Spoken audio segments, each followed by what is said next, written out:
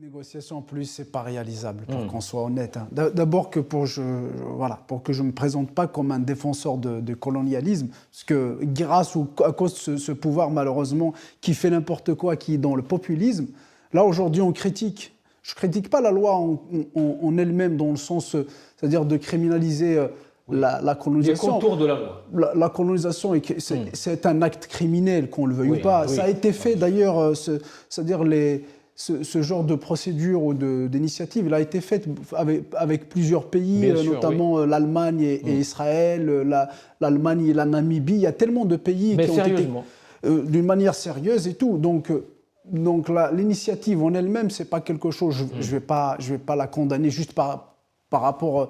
Pour la condamner parce que c'est du pouvoir algérien, mais justement je la condamne, c'est parce qu'elle vient du pouvoir algérien qui était légitime. Mais elle vient du peuple aussi. Alors, parce qu'en 2001 était venu c'était qui le député? C'était le député du FFS, Azraqi Farhad.